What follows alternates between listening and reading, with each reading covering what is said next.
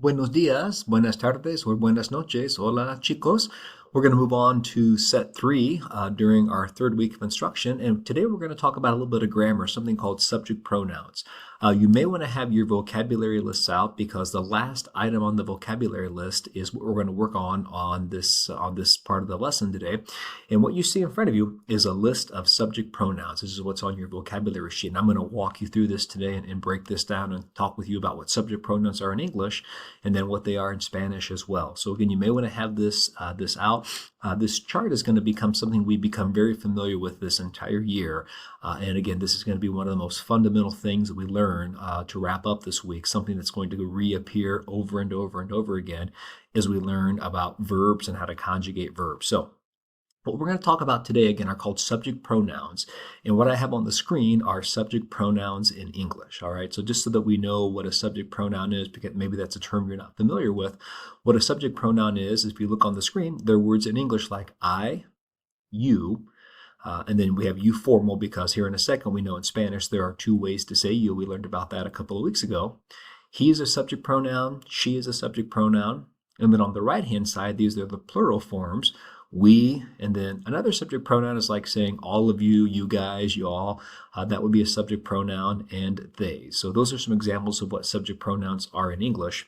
What are the Spanish ways to express the words I, you, he, she? Again, these are called subject pronouns. Well, the Spanish ways are on your screen now. So the word yo is I. Tú, with an accent, is you, and it's informal you that we learned about again a couple of weeks ago.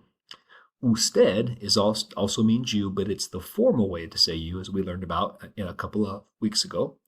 Él and ella are also subject pronouns. Él means he, ella means she. And again, know the accent on the él, because we'll learn here in a couple of weeks without the accent, it means something else.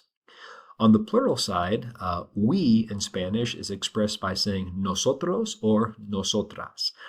If it's all guys, it's nosotros. If it's all girls, it's nosotras. If it's a mixed group of guys and girls, it would be nosotros.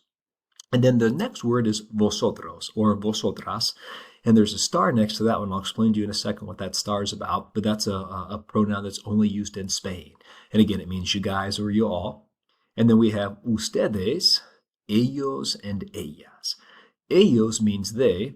Ellas also means they, but would be females. Ellos would be all guys. And then if it's a mixed group, again, it would be ellos, if it's some guys and some girls in the same group.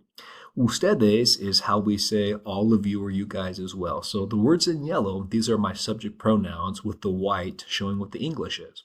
Now, vosotros and vosotras, that's against the plural form of two, and it's only used in Spain in informal situations, okay? The rest of the Spanish-speaking world doesn't really use vosotros at all, but if you go to Spain, you're going to hear it quite a bit, all right?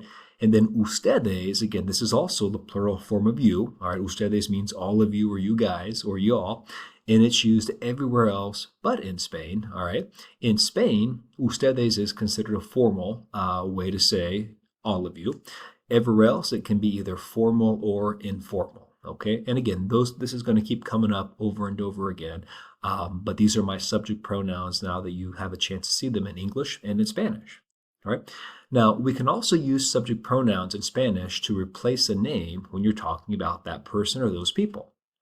So, for example, let's say I'm talking about Juan. What pronoun could I use to replace Juan if I didn't want to say his name over and over again? Well, I could use subject pronoun, and the one I would use would be él, because we know él means he. So I could replace the word Juan with this pronoun él, because él is the pronoun for he, and we would take Juan out to use that one. Try another one. Let's say you wanted to replace Sara. What pronoun can replace Sara's name? Well, hopefully you said ella, because ella means she. Okay?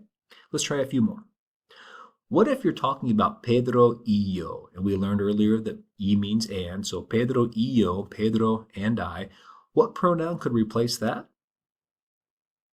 That would be nosotros, all right? Nosotros means we, so if we're saying, Pedro and I are going to a basketball game, we could also say we are going to a basketball game, and that would replace Pedro y yo. So anytime you see somebody's name y yo, the pronoun nosotros could always replace that if you wanted to drop the person's name and I. All right? And then what about if it's Sara y yo? What pronoun could replace that?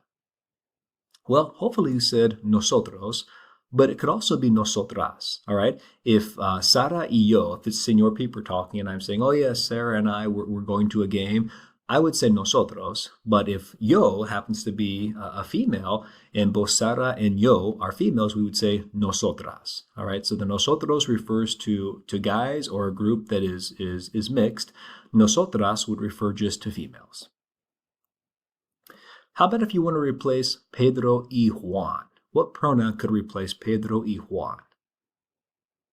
Well, in this case, it would be ellos, because ellos means they. So instead of saying Pedro and Juan are going to a game, we could say they are going to a game. So anytime you have, two names or three names or four names, like you see here, the pronoun ellos could replace it. All right? How about if I'm talking about Sara and Maria? What pronoun do you think could replace Sara and Maria?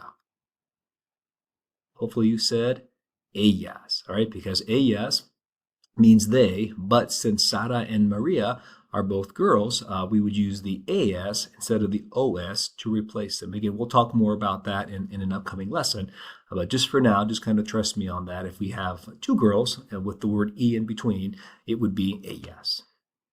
All right, we're going to practice our subject pronouns now that you've had a chance to see this video, and we're going to work on some activities to give you a chance to start to memorize those pronouns, but also to do an activity to practice what pronouns could replace actual people's names. So again, if any of this was confusing, feel free to watch it again or reach out to me. And again, we'll try to practice a little bit on some of the activities. Gracias.